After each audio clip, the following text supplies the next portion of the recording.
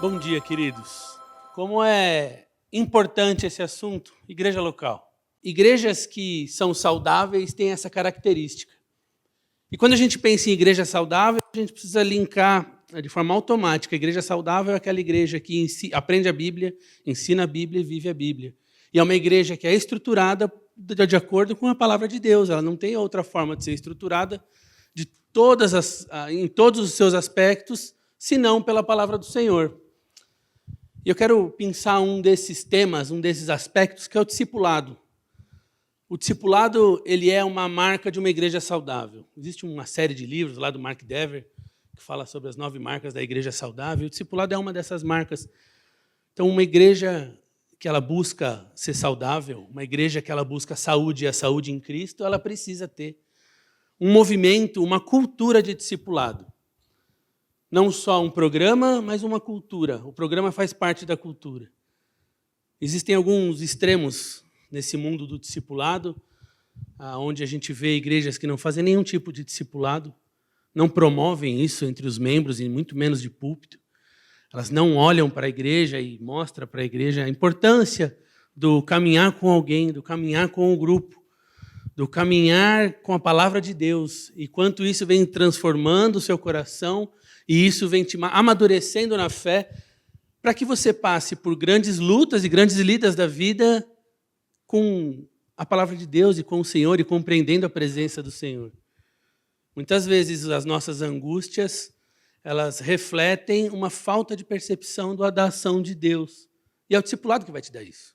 É o amadurecimento, é o aprofundamento na fé. E glória a Deus por essa igreja que tem. Eu vejo aqui os movimentos de discipulado, conversando esses tempos que eu tenho estado aqui, nós temos estado aqui. A gente vê que é uma igreja preocupada com esse tema, e de fato é um tema importantíssimo. Nesses extremos, então, de um lado tem uma igreja que não dá nenhum tipo de discipulado, e tem uma outra igreja que cuida da vida do membro como se ele fosse uma criança. A gente vai para G12, MDA, igrejas desse tipo, onde para a pessoa comprar um par de meia, ela tem que pedir permissão para alguém, para o líder. E não é disso que nós estamos falando. Então, existem extremos que são bem complicados. Mas a palavra de Deus ela coloca muito claramente o que é um discipulado. E como fazer um discipulado, e do que se trata esse discipulado.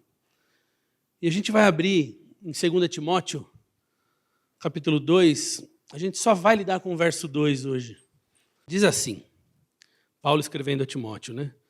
E o que de mim ouvistes entre muitas testemunhas, confia-o a homens fiéis, que sejam idôneos para também ensinarem os outros. O que de mim ouvistes entre muitas testemunhas, confia-o a homens fiéis, que sejam idôneos para também ensinarem os outros. A gente percebe aqui que tem uma construção, uma ideia de perpetuação do discipulado e da palavra do Senhor. Essa é a ideia, que o discipulado faz com que a palavra do Senhor, ajuda com que a palavra do Senhor permaneça saudável dentro da igreja local. A gente vê aspecto aqui de fidelidade, de ouvir o que recebeu. Então, o telefone não é sem fio, né? Ele, do jeito que vem, precisa passar a informação, e essa informação a gente vai ver exatamente o que é, e para que ensinem também a outros. Então, é um processo de construção e permanência. Um pouquinho do contexto histórico da carta aqui, uma carta pastoral, Paulo escreve a Timóteo, é considerado o seu último escrito, antes da morte, né? Ele escreveu por volta de 67 depois de Cristo, enquanto ele estava preso em Roma, prisão domiciliar, sob o imperador Nero. Era uma época de intensa perseguição aos cristãos, e o próprio Paulo sabia que a sua partida estava próxima. A gente vê no final ali da carta. Diferente da primeira prisão de Paulo, quando ele estava numa casa alugada, segundo Atos 28:30, agora Paulo estava numa masmorra fria e escura, abandonada por muitos. Ele escreve essa carta com um tom de urgência, encorajando Timóteo a permanecer firme e continuar a obra do Evangelho. Interessante o caráter urgente da carta, porque se ela era urgente lá, ela tem um tema importantíssimo. E dentro desse tema de urgência está o discipulado. Timóteo era um jovem pastor em Éfeso, enfrentando desafios como heresias, perseguição, enfraquecimento da fé de alguns crentes. Diante disso, Paulo exorta a preservar a sã doutrina e discipular homens fiéis. Interessante o adjetivo fiel, a gente vai trabalhar um pouquinho isso aqui também. Que continuariam a obra após a sua morte. Podemos comparar essa situação a uma corrida de revezamento. Paulo está passando o bastão para Timóteo, Timóteo deve passá-lo a outros, garantindo que o evangelho continue vivo no berço da igreja. E aí eu pensei aqui 3 razões fundamentais para o discipulado aqui de 2 Timóteo 2:2. No verso 1, ele começa aí, se você observar na sua Bíblia, com o que de mim ouvistes. O que de mim ouvistes? Você vai passar o que você ouviu de mim. Paulo escrevendo a Timóteo, ele não estava simplesmente transmitindo ideias pessoais que o próprio Paulo poderia ter ou recomendações baseadas em suas próprias experiências, mas estava transmitindo o ensino apostólico que ele havia recebido diretamente de quem? Do próprio Senhor Jesus Cristo. O termo que de mim ouvistes destaca o compromisso de Paulo com a pureza da mensagem do Evangelho. Algo muito complexo para a gente, como era complexo ali, porque também já havia uma série de seduções mundanas, de teorias mundanas baseadas em entendimentos humanos. E aqui Paulo ele fala para passar a experiência? Não. Ele fala para passar o que você tem ouvido por aí? Não, ele fala para Timóteo passar o que você ouviu de mim. Timóteo, passe em diante o que você ouviu de mim, porque eu ouvi do Senhor Jesus. Isso vai encadeando. Vocês percebem? São elos. Jesus, Paulo, Timóteo, e vai criando elos. Essa é a ideia da doutrina apostólica. Contexto da época, onde muitos estavam tentando distorcer o evangelho. Essa exortação de Paulo a Timóteo enfatiza a importância de preservar a integridade do evangelho. Paulo não estava pedindo a Timóteo para ensinar o que ele achava ser uma boa ideia. Interessante quando a gente pensa nos nossos dias e no nosso contexto atual, nosso contexto aqui, por exemplo, de São Paulo, muitos pastores são atacados por pregarem a palavra. E os pastores bíblicos, eles são somente servos e encaminham aquilo que eles receberam na palavra. Eles ensinam à igreja a palavra do Senhor. Ontem, com os jovens, a gente tratou um pouquinho sobre arrogância espiritual. E talvez, quando alguém critica um pastor que está pregando a Bíblia, possivelmente uma arrogância existe aí. Porque se a Bíblia está errada, é porque eu sou superior à Bíblia. A minha ideia está acima da palavra do Senhor. E a gente já percebeu que isso é algo indesejado, né? É um comportamento, é uma mentalidade que a gente precisa se apartar. A gente precisa se arrepender e buscar a transformação através da palavra do Senhor. Então, preservar o Evangelho era uma intenção latente de Paulo aqui. Para os cristãos do primeiro século, lá, os ouvintes originais, essa exortação era essencial. Eles viviam um período de forte perseguição e também de heresias. Sempre houveram heresias. Desde o Jardim do Éden, quando veio a serpente, já soltou a bomba. Dali começou e não mais parou e não mais parará. Muitos falsos mestres estavam corrompendo a mensagem cristã e era urgente que Timóteo e outros líderes da igreja manifestassem e mantivessem a pureza do Evangelho. Paulo também, na primeira carta a Timóteo, chama a igreja de baluarte da verdade. É aquela que segura e mantém a verdade, a palavra do Senhor. É nosso dever, como igreja local, fazer tanta questão que a palavra do Senhor seja pura, a ponto de transformar as nossas vidas, confrontar os nossos corações, e a gente se entrega a isso, em alegria. Eu falei ontem de uma alegria, de um constrangimento alegre, né? Quando a palavra de Deus nos constrange, esse constrangimento, ele é real, mas ele precisa ser alegre, porque olha que privilégio, glória a Deus por isso. Ele tem nos transformado. Mas a igreja, ela ama tanto a palavra do Senhor, ela deve ser um baluarte da verdade, o fundamento sólido da verdade no mundo, porque vocês acham que quem que vai segurar a verdade do Senhor no mundo? Vocês acham que é algum partido político? Vocês acham que é alguma emissora de televisão? Claro que não, é a igreja local. É a igreja local que faz tanta questão, que agarra a verdade do Senhor. E custe o que custar, não solta de jeito nenhum. O discipulado não era sobre oferecer novas interpretações, mas sobre preservar a verdadeira mensagem de Cristo. A fidelidade era a base para todo o trabalho de discipulado. O conteúdo importa. O conteúdo é o que mais importa. Nada além da palavra do Senhor é o que nós precisamos. Nada além. E para assunto nenhum. Hoje, assim como nos tempos de Paulo, a fidelidade à palavra é essencial. Muitos tentam adaptar o evangelho no mundo relativista que a gente vive, para se encaixar em culturas modernas ou preferências pessoais. Mas o verdadeiro discipulado exige que se mantenha firme no ensino que foi dado. Lembrem do encadeamento da corrente, dos elos. Para cada discípulo, a fidelidade ao ensino bíblico é fundamental. Não podemos alterar a mensagem de Cristo para que ela seja mais aceita ou mais confortável para os outros. Eu acho que nos nossos dias, a percepção que a gente tem de que a mensagem do Evangelho tem sido adaptada aos ouvidos do ímpio é algo gritante, brutal, nítido e notório. Eu acho que depois da pandemia, especialmente, que todos os pastores por aí, ditos pastores, foram para a internet, a gente vê que é um show de horrores. Né? É um show de horrores. Tem evangelho para todo mundo, evangelho, entre aspas, para todo mundo, para todo tipo de grupo, porque o que importa é o grupo e não o evangelho.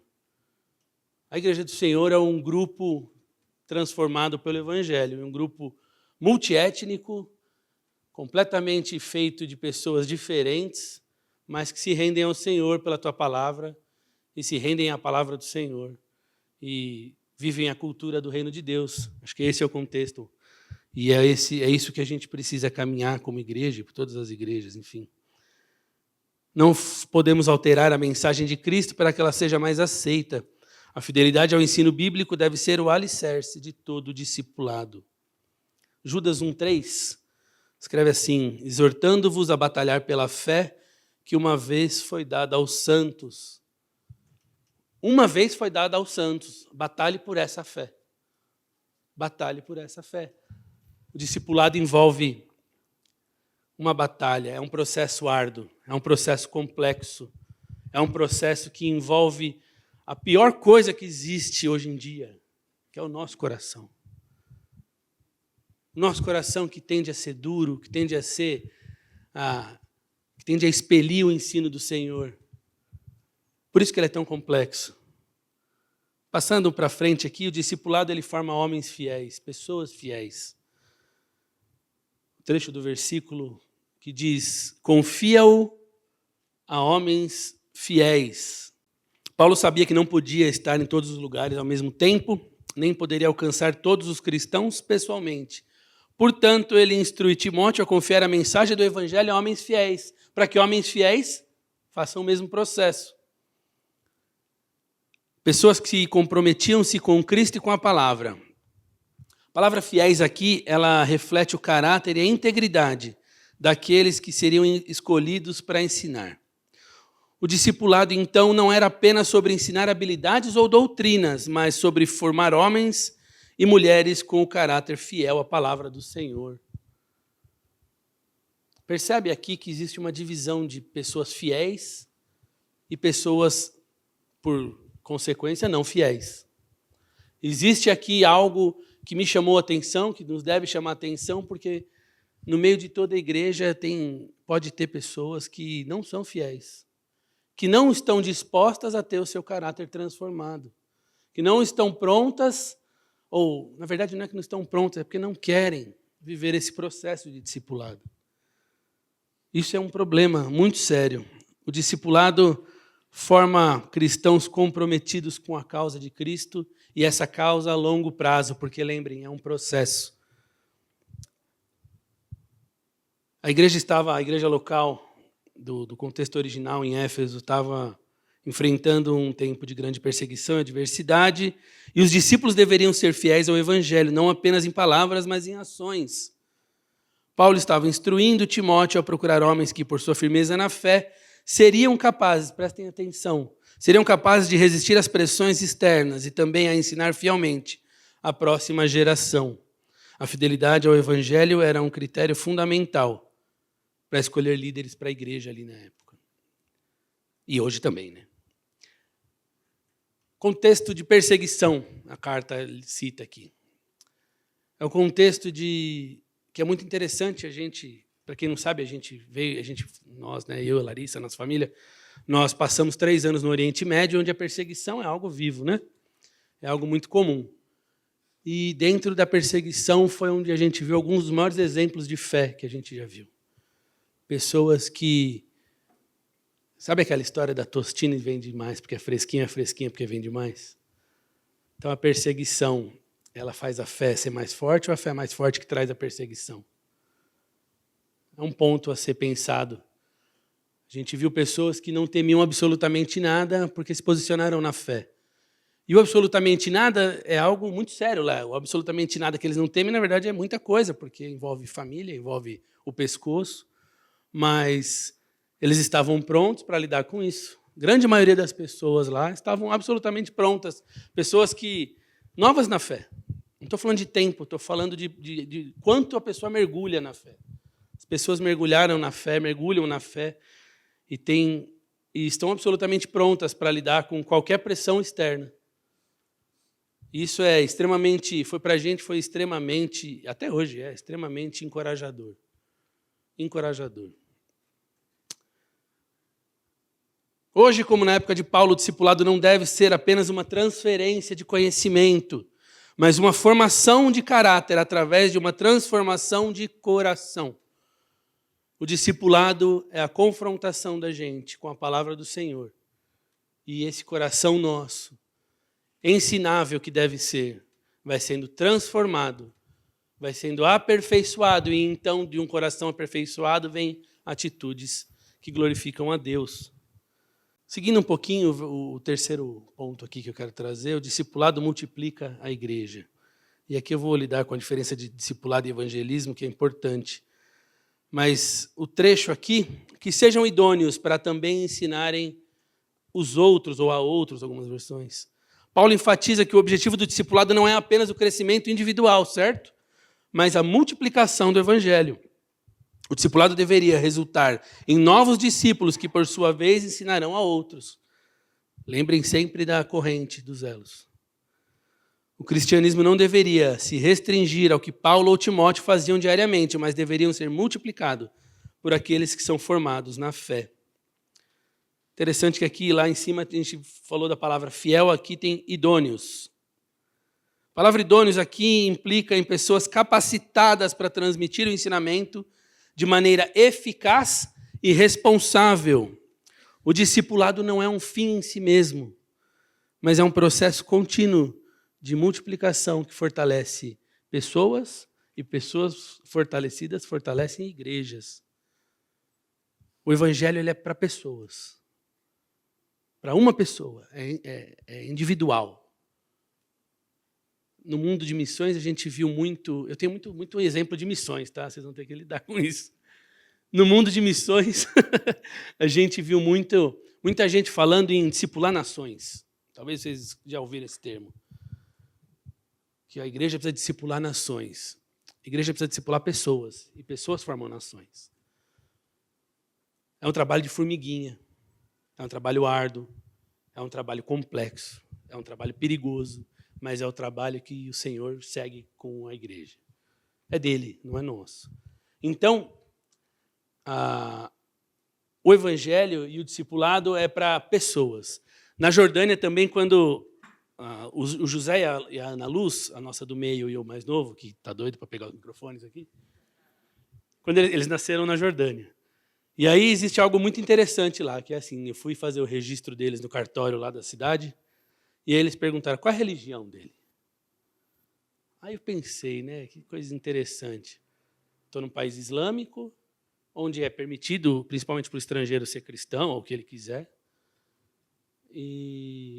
Mas define-se que, com essa pergunta, que a religião é algo dada pela família. Essa família é cristã, essa família é muçulmana, essa família é budista, sei lá. E não. Né? Inclusive, esse é um dos maiores problemas lá e motivadores de perseguição familiar, porque a religião é da família. Se você quebrou o elo, aí você tem um problema muito sério. Mas a religião é para indivíduos. Indivíduos formam igrejas fortes formam nações fortes, e assim por diante. É um processo mais complexo do que tentam passar por aí, né? Para os cristãos do primeiro século, isso significava que a missão de expandir o reino de Deus não poderia depender exclusivamente de Paulo e Timóteo, é de pessoas. A multiplicação de discípulos era uma tarefa de todos os crentes. Paulo queria que homens fiéis se tornassem líderes multiplicadores que ao ensinarem outros, garantissem que a mensagem de Cristo continuasse a se espalhar de forma fiel, edificando a igreja. Líder multiplicador, você entenda como um cristão que faz o seu papel de evangelizar. Um cristão que amadurece e faz o seu papel na sua sociedade, na sua vida. Hoje, como discípulos de Cristo, nós não podemos nos limitar a consumir conhecimento. O discípulo é um processo multidirecional. Cada cristão é chamado a ensinar a outros e a multiplicar o reino de Deus. O objetivo do discipulado é formar líderes cristãos maduros, que sejam capazes de transmitir a mensagem do Evangelho. E isso é algo extremamente complexo. Quantas vezes você foi perguntado sobre a sua fé e você não sabia responder? E você teve vergonha, você teve problema com isso? Comigo já aconteceu, talvez só comigo. Sabe por quê? Porque a gente muitas vezes não conhece a nossa fé. Muitas vezes a gente não sabe explicar a nossa fé. Quando a gente faz alguma pergunta para a gente foge do assunto. Vocês acham que isso condiz com o que a gente tem estudado aqui, por exemplo? Isso condiz com a palavra de Deus? Isso condiz com o nosso posicionamento como cristãos que devem estar em processo de amadurecimento? Não condiz, né? É uma vergonha para o Evangelho. É uma vergonha. E aí vou citar aqui o texto que é um dos textos áureos aqui do tema de discipulado, Mateus 28, 19 e 20. Ide e fazei discípulos de todas as nações, batizando-os em nome do Pai, do Filho e do Espírito Santo, ensinando-os a guardar todas as coisas que eu vos tenho mandado. É o texto da grande comissão. E aqui eu quero parar um pouco para a gente ver a diferença de evangelismo e discipulado. Não é a mesma coisa. O evangelismo... Eu peguei uma definição aqui dos puritanos, da teologia puritana. O objetivo do evangelismo é proclamar o evangelho e chamar os não crentes ao arrependimento e à fé em Cristo. Esse é o evangelismo. O foco é a salvação e iniciação na fé cristã. E o público-alvo são pessoas que não conhecem a Cristo. O discipulado, o objetivo é ensinar a fortalecer os crentes. A gente está falando já de um grupo que se converteu, houve uma conversão.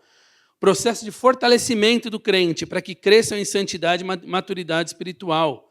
O foco do discipulado, crescimento contínuo. Não há linha de chegada. É a viagem que a gente precisa curtir a paisagem do caminho. Se a gente ficar esperando só a chegada, a gente vai vacilar muito. A gente precisa curtir o caminho. O caminho é o dia a dia que a gente vai vendo Deus trabalhar na nossa vida e na vida dos irmãos que estão ao nosso redor. É um processo contínuo, inesgotável. Processo contínuo de crescimento e formação de caráter cristão. Público-alvo, a gente já falou, cristãos que já professam a fé em Cristo, até porque não existe cristão que não professa a fé em Cristo, né? Diferença principal, o evangelismo é voltado para salvação, discipulado, amadurecimento. E aí parece bobo, parece tolo falar essas definições, mas a gente vê por aí, e talvez a gente incorra no erro de querer transformar não crentes em praticantes do cristianismo. E a Bíblia dá um nome para essa pessoa: fariseu. Fariseu é aquele que tem atitudes lindas, que faz tudo bonitinho, que aparentemente é um cristão genuíno, mas não há conversão, não há um coração transformado, não há confiança de que o destino eterno dele está nas mãos de Jesus Cristo, que morreu na cruz para pagar o pecado dele. E só isso, entre aspas, muda absolutamente tudo. Absolutamente, não são atitudes que definem o cristão, mas eu falei ontem para os jovens também, são atitudes que vêm de um coração transformado, rendido ao Senhor. Os puritanos viam ambas as práticas, evangelismo e discipulado, como essenciais para a vida da igreja, mas com funções distintas. Evangelismo chamado a fé, discipulado, amadurecimento e crescimento. Para a gente concluir, o discipulado é essencial para a igreja. Resumindo aqui o versículo, o discipulado é fiel à palavra de Deus e deve ser transmitido sem alterações. O discipulado forma homens fiéis, comprometidos com Cristo e com o Evangelho. Lembra que esse comprometimento é custe o que custar, né? É o comprometimento absoluto. O discipulado deve multiplicar, fortalecer discípulos, formando cristãos maduros que, por sua vez, ensinarão outros. O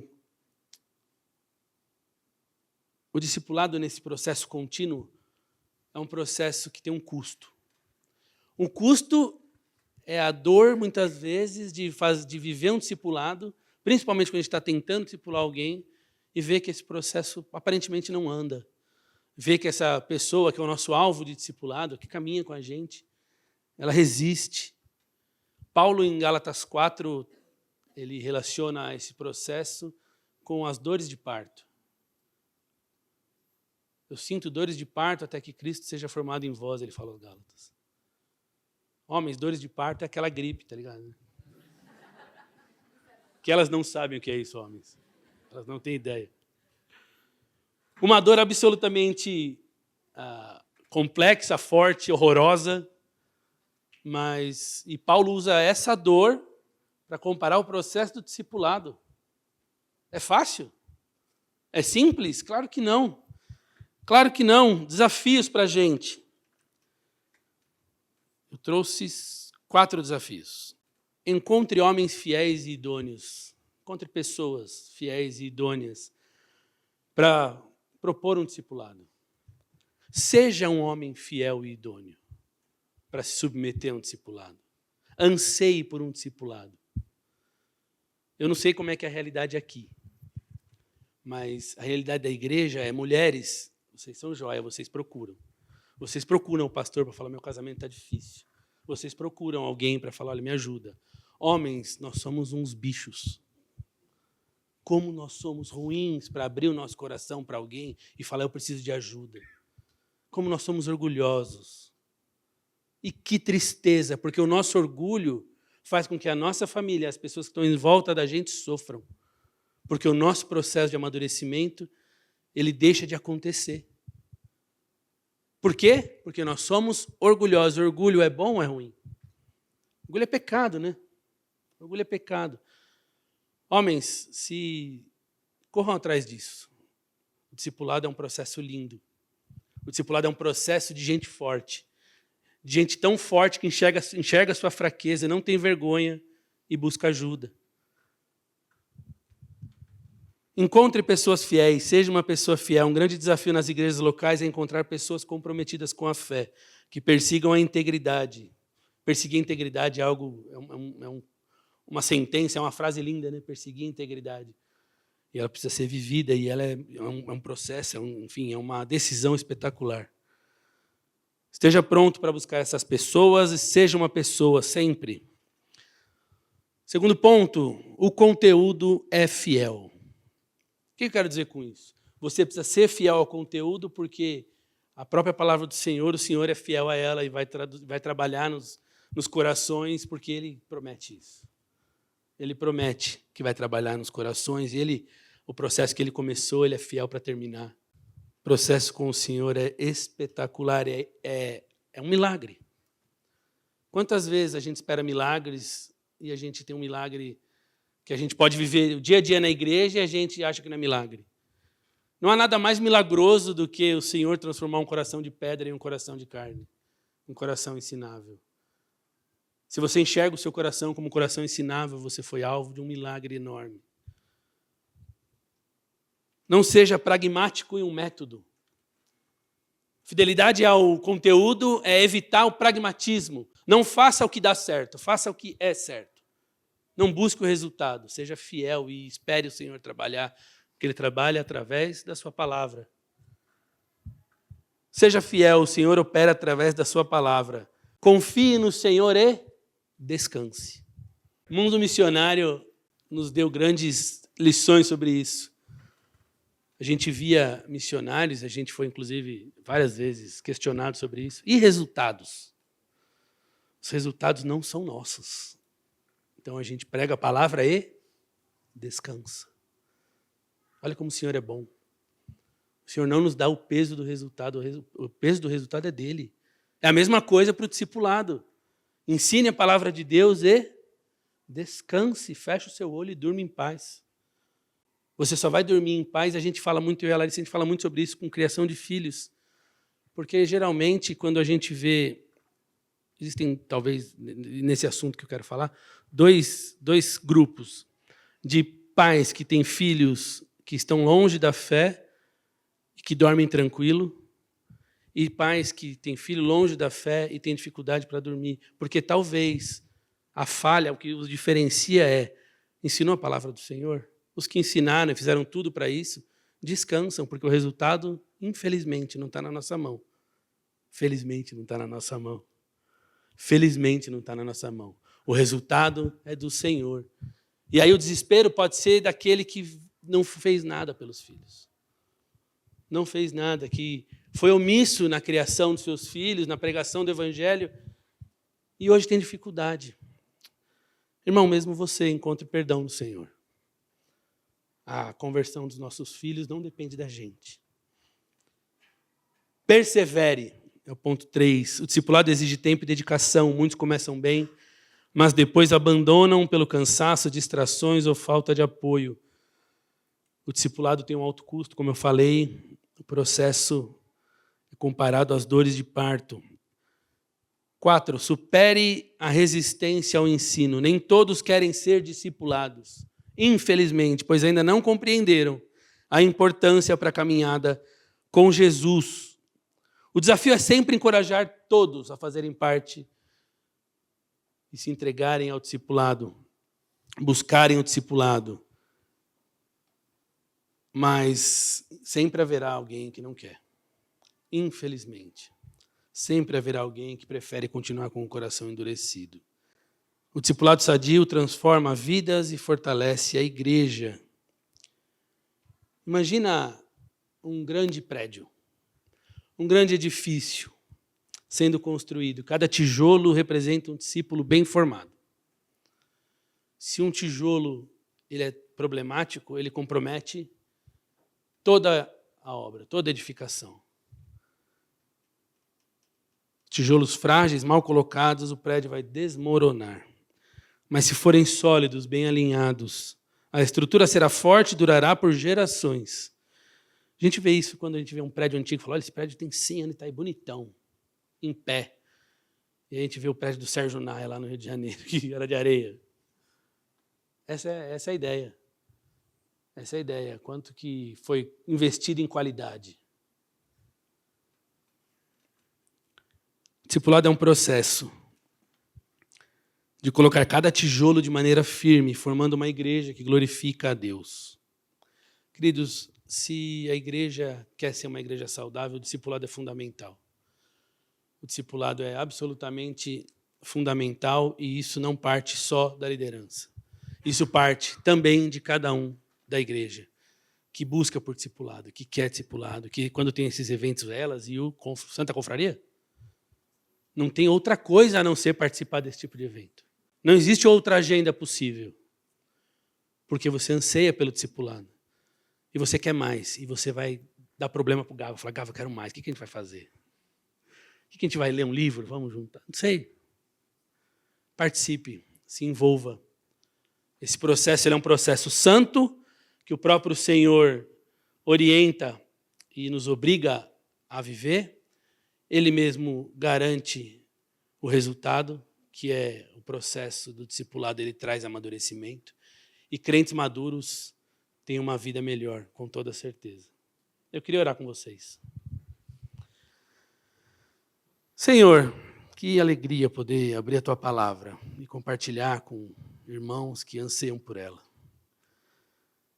Que a Tua palavra ela nos transforme, ela nos confronte e o Senhor amoleça os nossos corações. O Senhor faça os nossos corações prontos para receber a Tua palavra, para compreender os nossos erros, as nossas incoerências e abandoná-los e abraçar a Tua palavra, que é o que importa para a gente e só o que importa. Senhor, que essa igreja, cada um aqui, entenda cada vez mais a importância do processo de amadurecimento da fé e a importância de passar esse processo em diante. E o processo que é com o Senhor. Nós oramos, Pai, certos de que o Senhor nos ouve e responde. Em nome de Jesus, amém.